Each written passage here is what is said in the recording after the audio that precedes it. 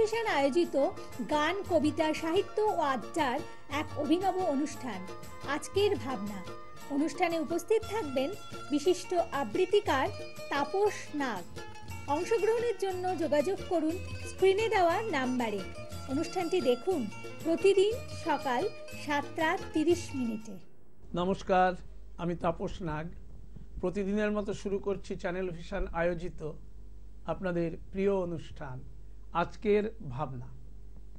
আপনারা জানেন আজকের ভাবনা পশ্চিমবঙ্গের সাংস্কৃতিক জগতে একটা নিজস্ব চিন্তা চেতনা, একটা মৌলিকত্ব নিয়ে চলে। এই অনুষ্ঠানের ধরনটাই আলাদা এবং এখানে গান, কবিতা, সাহিত্য, আড্ডা, নানাবিধ অনুষ্ঠান হয়ে থাকে। আজ আমাদের বিষয় কিন্তু কবিতা, এবং কবিতার জগতে যাকে আপনারা দীর্ঘদিন ধরে চেনেন, বিশিষ্ট কবি, দীর্ঘদিন ধরে আকাশবাণী, তার পাশাপাশি দূরদর্শন এবং অন্যান্য বিভিন্ন রকম মাধ্যমের সঙ্গে জড়িয়ে। শুধু উনি কবি, বিখ্যাত কবি, সেটা অস্বীকার করার জায়গা আমাদের নেই, কিন্তু তার পাশাপাশি উনি ছিলেন একটি বিদ্যালয়ের, উচ্চ বিদ্যালয়ের প্রধান শিক্ষকের ভূমিকায়। সুতরাং শিক্ষা সংস্কৃতির মেলবন্ধনে যে মানুষটি আজকে আপনাদের সামনে উপস্থিত, আমার বাঁদিকে কবি লক্ষণ দাস ঠাকুরা।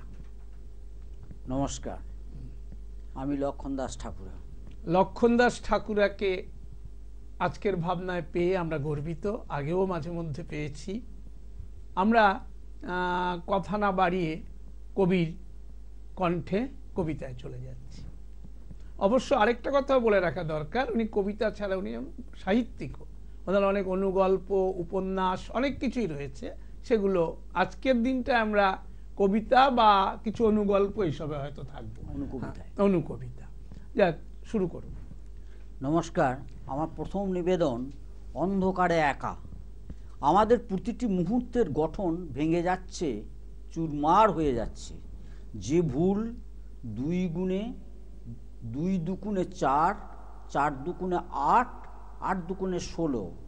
প্রজাপতির ডানায় চিতাবাঘের ডোঁড়া কাটা দাগ, রক্তাক্ত শরীরে হাসির অন্তরালে শুধুই দীর্ঘশ্বাস। বিবর্ণ চোখের নিচে ঝাপসা স্মৃতিদের ভিড়, সমুদ্র বালুকায় বিষাক্ত কাঁকড়ার অসংখ্য ছাপ। প্রভাত সূর্য যেন দ্বীপ্রাহারিক আগুনের গোলা। পৃথিবীর মানচিত্রে দাঁড়িয়ে আমি মরু সাহারায়, গোষ্ঠিক পাথরে যাচাই যায় না করা আমার স্বরূপ। কম্পাসের কাঁটা ভুল করে বুড়ো পৃথিবীর দিগদর্শন। তখন রৌদ্র ভেজা গাছেদের শাখায় জাগে না শিশুর হাসি। পাখিদের ক্লান্ত ডানা নামায় রাত্রি ঘন অন্ধকার। টাক ঢাকা পড়া পরচুলাও ঝড়ে উড়ে গেলে ভাঁড়ামি বিলাপ। অন্ধ ধৃতরাষ্ট্র লৌহ ভীম আলিঙ্গনে করে চুরচুর। উন্মত্ত দৈত্যের হাতে উলঙ্গ তরবারি ঝলসায় ভীষণ। বাঁশির সুর গ্রাস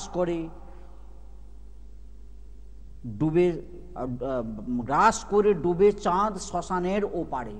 নমস্কার। কবির প্রথম কবিতা আপনারা শুনলেন। কবি অত্যন্ত দার্শনিক ভঙ্গিতে পৃথিবীর বিচার করেছেন।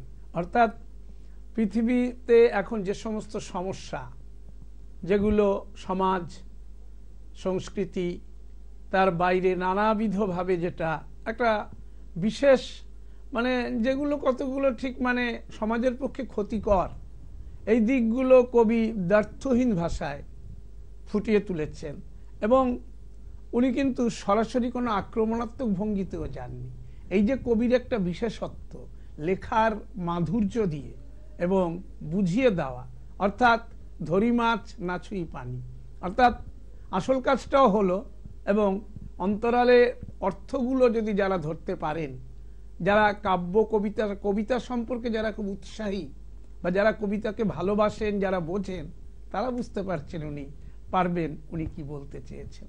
আমরা পরের কবিতায় যাই। দ্বিতীয় নিবেদন জীবনের পাণ্ডুলিপি। আমি তুলোর মতো হালকা, একটু ফুঁদলেই উড়ে যাই। টাকার মতো ভারীও নই, ব্যাংক ব্যালেন্স শূন্য। সংসার ভারসাম্যের খেলায় অন্তহীন পরিসরে খুঁজে পাই কিনারা। পৃথিবী একটা বিরাট আয়না। দেখি আমি এক গোঁপওয়ালা পুরুষ। যেদিন তোমার সাথে হয়েছিল পরিচয় হেমন্ত বেলায়, ধান কাটা শেষ, ফাঁকা মাঠ, ঘুরে ওড়াতেই ভোঁকাটটা, নবান্নের পায়েস দিয়েছিলে তুমি। আমার চৈতন্য সারস করেছিল ঠোঁট নাড়াচাড়া। ধূর্ত শিয়াল চেটেপুটে খেয়ে যায়, নিজেই হারিয়ে যায় নিজের মাঝে। স্মৃতি তারা করে আজ, ডুবে যায় শীতের অতলে। জবু থবু জীবন তবুও খোঁজে একটু করো আগুন, একটু দাও আগুন। হে প্রিয়, দেখো পড়তে পারো কিনা আমার জীবনের ধূসর পাণ্ডুলিপি। ভালো, এ কবিতায়ও অনেকটা আগের কবিতার ছাপ রয়ে গেছে এবং আমরা পরবর্তী কবিতায় চলে যাচ্ছি, কারণ কবির কবিতা যত শোনাতে পারবো সেটাই আমাদের সার্থকতা। এবং যারা কবিতা ভালোবাসেন তাদেরকে, তারা যেমন লক্ষণ দাস ঠাকুরকে বিলক্ষণ চেনেন, এবং তার কবিতা আপনাদের কাছে আরও বেশি করে যদি আজকের ভাবনার মধ্যে দিয়ে পৌঁছে দেওয়া যায়, সেটা অবশ্যই আপনাদের চিন্তা চেতনা, তার মানকে অনেক আরও ভাবতে সাহায্য করবে, উন্নত করতে সাহায্য করবে। পরের কবিতায় আসি। সৈনিকের আবেদন। হাসপাতালের শয্যায় যুদ্ধ হতো, বেহুঁশ সৈনিক। সকলের কানাকানি হয়তো আর কিছুক্ষণ। ওর ঔদ্ধত্যের তীব্র জ্বালায় ছিল প্রেম, কণ্ঠে ছিল প্রবল স্বর, দারুণ ক্রোধ। কারা যেন মৃদুচ্ছরে বাজালে বেহালা, ওর মাথায় বাজত যুদ্ধের দামামা। যন্ত্রণা হতো ঝড়, করত তোলপাড়। জানলা গেলে খোলে, রাত্রির ভয়াল ক্রূর। রাত্রির বাতিগুলো অট্টহাসে সে চিনত, তবুও নিপাত যাক বলে করত চিৎকার। ভদ্র মহোদয়গণকে বলছি, একটু ভাবুন, যে ছিল বিশুভিয়াস আজ সে মৃত আগ্নেয়। আর কিছুক্ষণ পরে নাকে লাগবে মৃতের গন্ধ, তারপর পাঁজর হবে কি কঠিন বজ্র। রাত্রি চুয়ে পড়বে সারাটা ঘর, দরজা হঠাৎ বন্ধ হয়েও যেতে পারে। প্রতিপক্ষের দাঁতগুলো ঝিকিয়ে তুলবে আওয়াজ, মৃতের সামনে ছড়াতেও পারে খুচরো কিছু পয়সা, কিছু ফুল। তখন শুনতে পাই, হে আমার প্রিয় দেশবাসী, আমার অগ্নিদাহে তোমাদের সহস্রচক্ষু আগুন ঝরুক, বন্ধ হোক সকল যুদ্ধ। তবুও যুদ্ধ বন্ধ হয় না, আজও চলছে। আপনারা জানেন রাশিয়া ইউক্রেন এখনো বন্ধ হয়নি। আবার ইসরায়েলও ছাড়তে রাজি নয়। হতে পারে হামাস জঙ্গি গোষ্ঠী একটা ভুল করেছে, কিন্তু সে ভুলের যা মাসুল প্যালেস্তাইনকে দিতে হচ্ছে সেটা অকল্পনীয়। তো যাই হোক, এটা মানে এই যে দানব আর মানবের লড়াই পৃথিবীতে তো চিরকালই। তা একসময় আমরা কবি শামসুর রহমানের একটি কবিতায় পেয়েছিলাম, যুদ্ধই শান্তি, যুদ্ধই উদ্ধার। তিনি খুব তিতিবিরক্ত হয়ে বলেছিলেন কোনো একটা বিষয়কে নিয়ে, আজ আর সেদিন অনেক আগের, কিন্তু বর্তমানে যুদ্ধ যেন একটা ছেলে খেলা। তো কবি সচেতন দৃষ্টিতে এবং তার মৌলিকত্ব নিয়েই এই যুদ্ধের বিরুদ্ধে কিছুটা তো সোচ্চার হলেনি। আমরা পরের কবিতায় আসি। ব্রহ্মাণ্ড সন্তান। আমি চিত হলেই দিন হয়ে যায় উপুর। উঠোনের নিম গাছে শুরু হয় কাক চিৎকার। লাফিয়ে উঠে আকাশের বেয়াক্কেল চাঁদ। বলি, ধ্যাত, কোথায় ছিলি তুই এতক্ষণ? অঢেল দিন কুড়ুতে কুড়ুতে হাঁপিয়ে গেলেই রাতের দরজা খুলে দেখি কেউ কোথাও নাই। একা একা বোকার মতো দাঁড়িয়ে থাকি, রাতের রং কেমন অন্ধকার বোবা। ভাগ্যিস আত্মনিবেদনের ছিলেন নিঃস্বর। বুকে পিঠে লেপে থাকা কষ্টগুলো নিষ্পেষণ এখনো হয়নি কাতর। কাঁদতেও পারি না, যদি কেউ জেগে যায়। অপ্রেমে চুমু খেতে খেতে তখন ঘুমিয়ে যায়। প্রেমিকা তখন পকেটে হাত চালায়, সম্পর্কের অভিলাষে নিজেকে লুকায়। ভালোবাসি বলার স্পর্ধা কোথায়, তবুও ভবিষ্যতের গর্ভে জন্মে ব্রহ্মাণ্ড সন্তান। ভালো কবিতা। অবশ্যই এখানেও সমাজের যে স্বার্থপরতা, সম্পর্কের মধ্যে যে স্বার্থের হাতছানি, কবি বোধহয় সেখানেও কিছুটা অভাব অনুভব করেছেন। অর্থাৎ স্বার্থান্বেষী মানুষ এবং নিজেকে ছাড়া কিছু বুঝি না, এই চিন্তা ভাবনার মানুষের সংখ্যাই বোধহয় কবি একটু বেশি করে দেখেছেন, যার ফলে প্রেমিকা পকেটে হাত ঢোকাচ্ছে। কেন ঢোকাচ্ছে আপনারা তো ভালোই জানেন। আর এখনকার যারা যুব সমাজ, তারা যারা প্রেম ভালোবাসায় চলছেন, নিমজ্জিত আছেন, তাদের ক্ষেত্রে বোধহয় একটা প্রশ্ন ছুড়ে দিয়েছেন কবি। আমরা পরের কবিতায় আসি। জেগেছেন রাম, ভোরের ঘণ্টা বেজে গেছে, নিশ্চিন্ত শয্যায় শহর, দরজাগুলো ভেতর থেকে আঁটা, বাইরে ঝুলছে তালা, নক্ষত্র চাঁদের আলো আছে যথারীতি, স্বাগত জানাতে আসে নাই নগর প্রহরী। পৃথিবী কি বদলে গেছে? পৌঁছায় নাই শ্রমিকের হাতুর শব্দ, আস্ত একটা ঘুমে স্বপ্নেরা জড়ায় রাজা বাদশার বেলাগাম ইচ্ছা।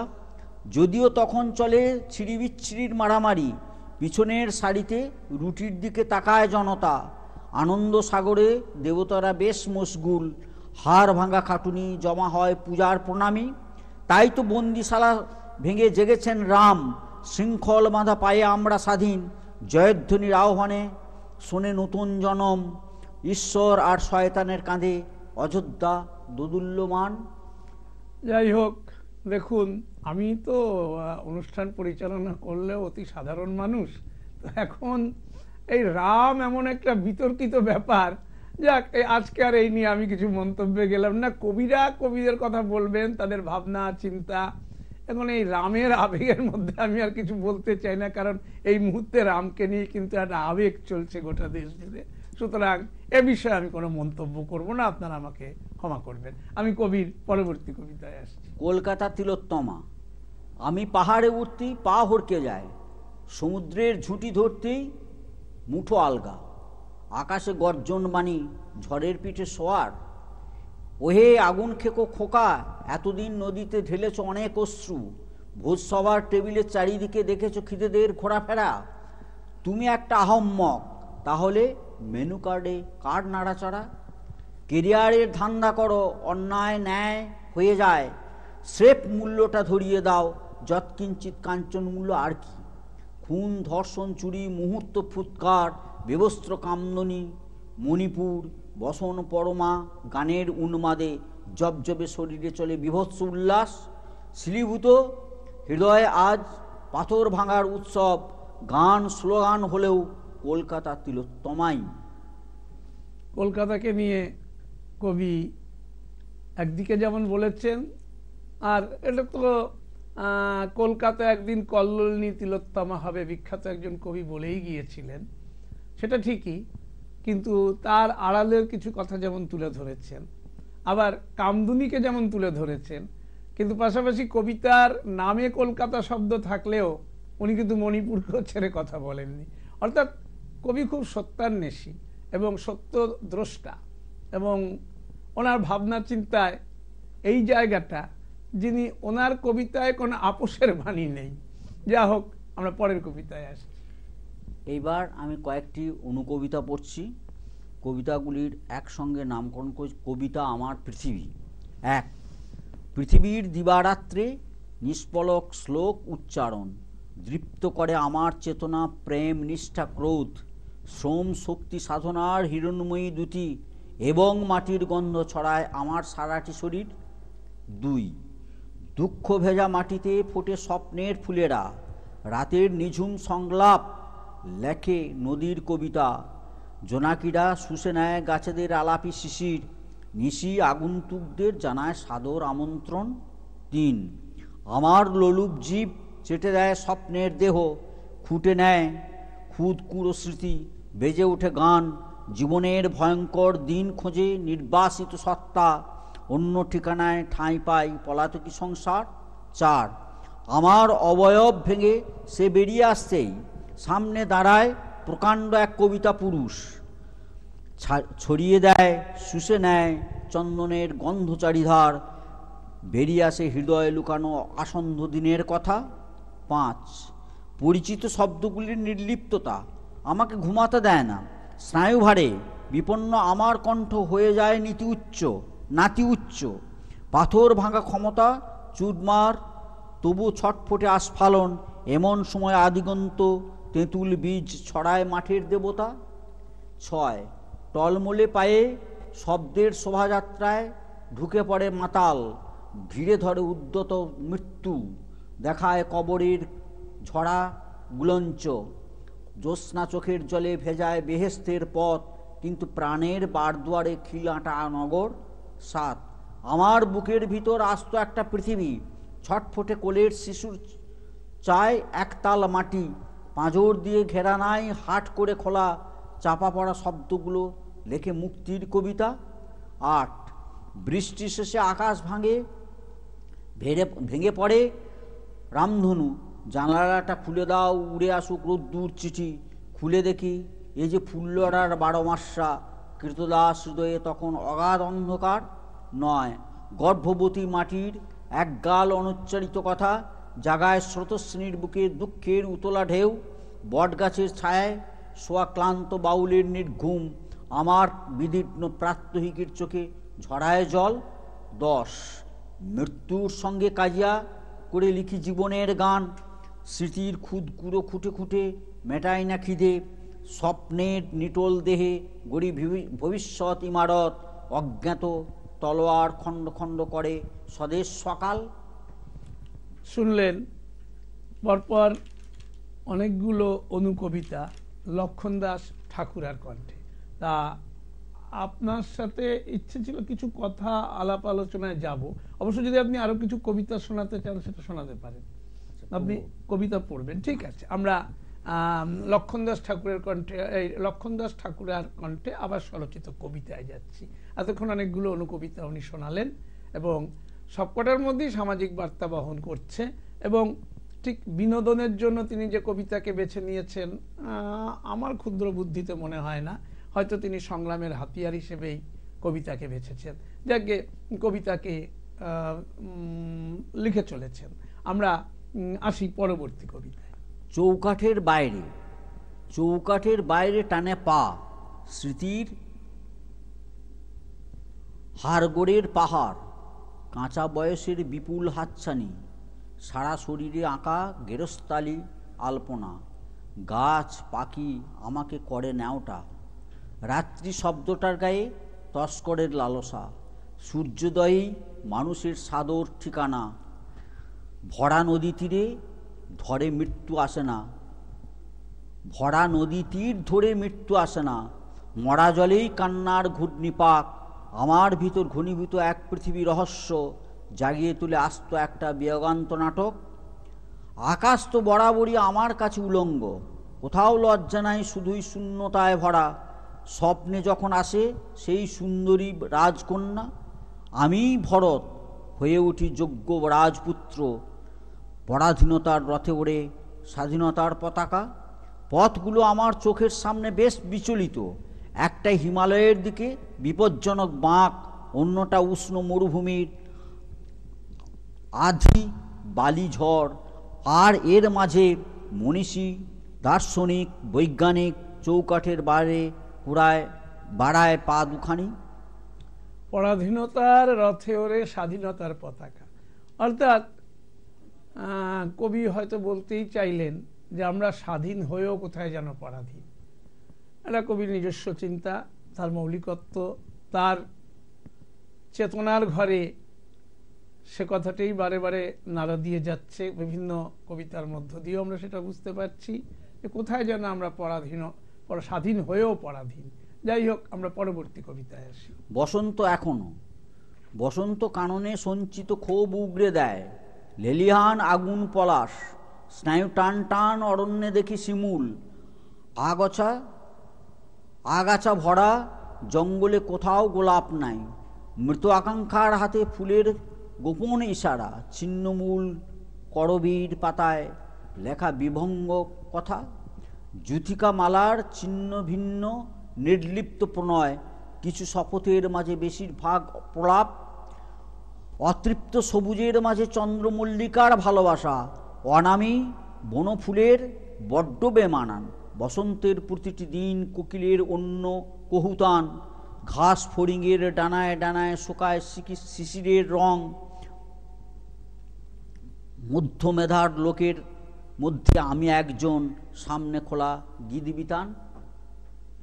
নিজেকে কবি মধ্যমেধার ব্যক্তি বলে স্বীকার করেছেন, কিন্তু কবিতাগুলো তো কবিতায় তিনি বলছেন, কিন্তু কবিতাগুলো শুনলে বা আপনারা যারা কবিতার কে ভালোবাসেন, কবিতা নিয়ে চর্চা করেন, কবিতা পাঠ করেন, বইমেলায় গিয়ে কবিতার বই কেনেন, তারা তো ভালোই বুঝতে পারছেন যে কবি মধ্যমেধা না কি উচ্চ মেধা।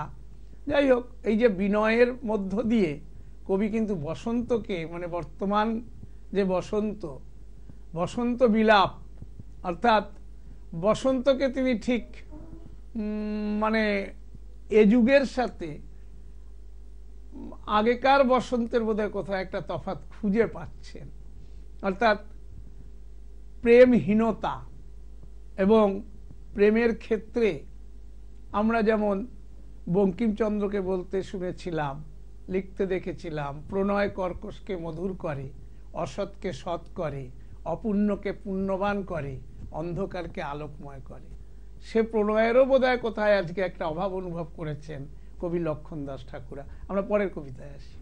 মুখ, দূর থেকে দেখি তোমার মুখখানি রোম সাম্রাজ্যের মতো জটিল, ইন্দ্রজালিক মনের মাঝে রাজনৈতিক নিষেধের হাজার বেড়া, চারিদিকে মায়ার পাঁচিল তোলা, মধ্যখানে জীবন জোঁকের মতো রক্ত চুষে বেমালুন বেহুশ অদ্ভুত, গাছের তলায় যেভাবে শুয়ে থাকে অস্থির ছায়া, নীতি দুর্নীতির উপত্যকায় খেলা করে অপাঙ্ক্তেয় সত্য, অসংযত উপঢৌকনে ভরে দেয় কাঙাল হৃদয়পুর, স্মৃতির পেন্ডুলাম দোলে এদিক ওদিক অবিরাম, অনাবিল আনন্দ পেতে হাত পাতে অসীম শুদ্ধতায়, মাকড়সার জাল জড়ায় নিজেকে বারবার, উৎসবের বাঁশি বাজলে এখনও জাগে রোমাঞ্চ ভালোবাসা, নষ্ট হতে দিই না নিজেকে ইন্দ্রের রাজসভায়, তাই আমার প্রতিবিম্ব পাঠাই তোমার মানস সরোবরে, যেখানে অস্তমিত হয়নি এখনো রক্তিম সূর্যের আভা,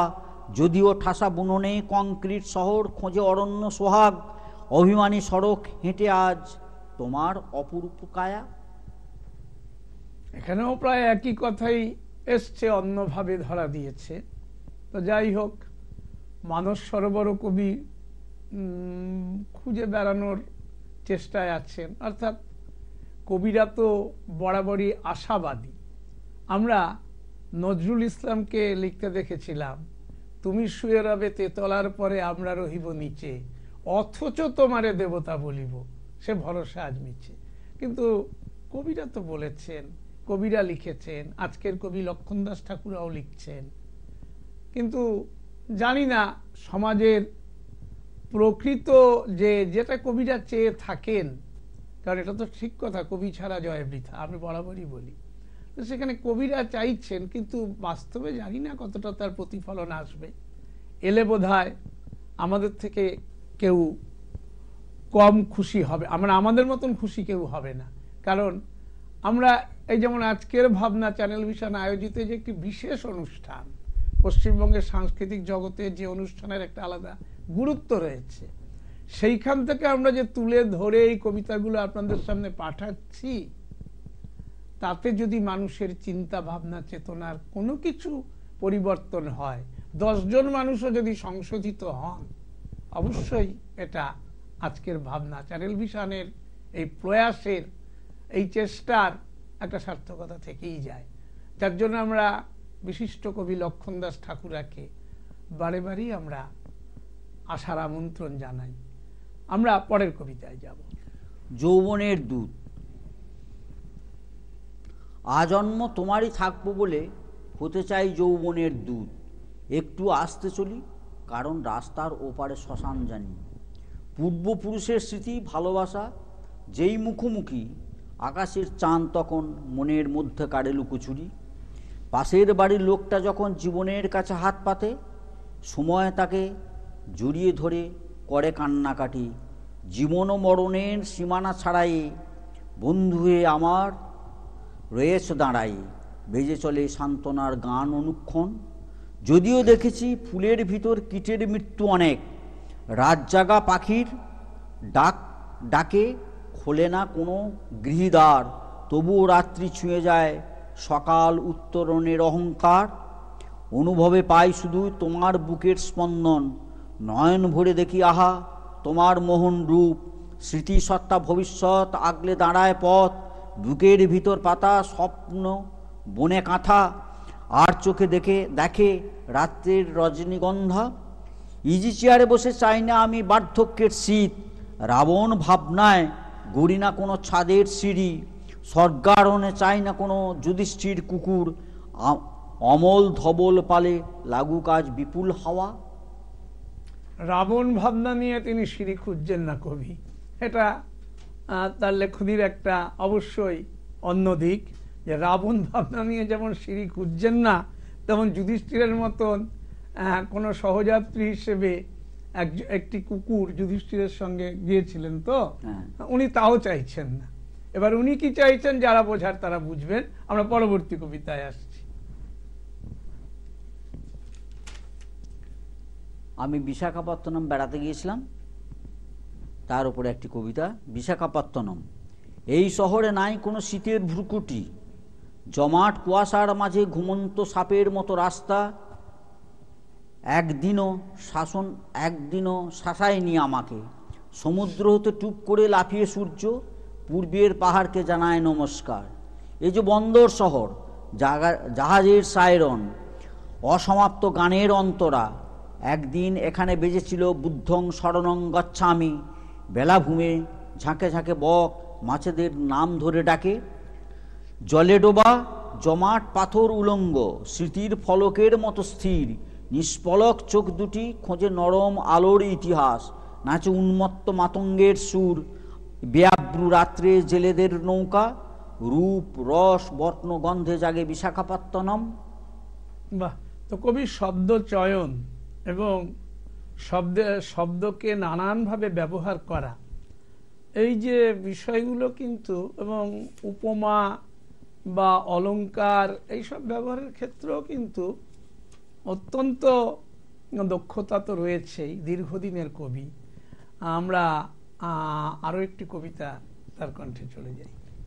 কোথায় যাচ্ছ হে, কোথায় যাচ্ছ হে, খোঁজ করো কার, অবনী বাড়ি আছো, বৃষ্টি পড়ে না 12 মাস। কফি হাউসের আড্ডায় যাবে যাও, ডিসুজা কবরে মইদুল ঢাকাতে, পাগলা গারদ দে আজ রমা রায়। অমলটা ধুঁকছে দুরন্ত ক্যান্সারে, তবুও আঁধারে তাঁবু পেতে কাটাবে সারা রাত। অন্তহীন যাত্রায় ছোঁবে অসমাপ্ত কাহিনী, ঘোড়সওয়ার হয়ে করবে দীপ্ত বিশ্বজয়। স্তব্ধ করপুটে পেতে চাও নৈবেদ্যের ফল, পতাকা বাহিবার পেয়েছ কি শকতি, সেবা করিবার পেয়েছ কি ভকতি।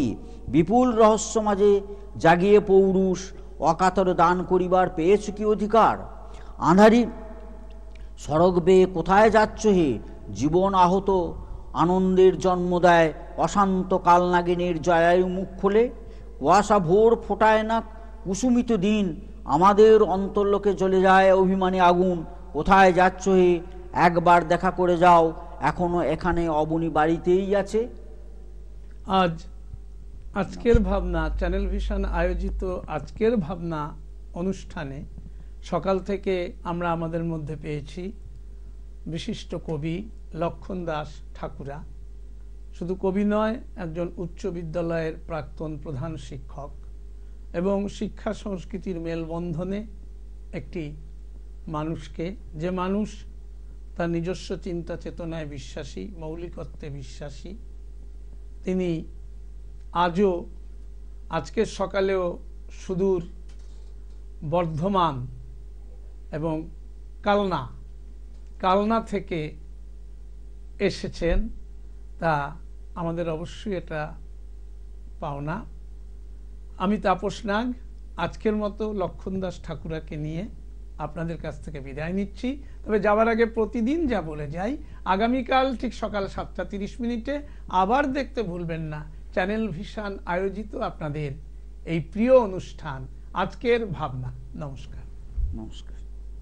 চ্যানেল ভিশন আয়োজিত গান, কবিতা, সাহিত্য ও আড্ডার এক অভিনব অনুষ্ঠান আজকের ভাবনা। অনুষ্ঠানে উপস্থিত থাকবেন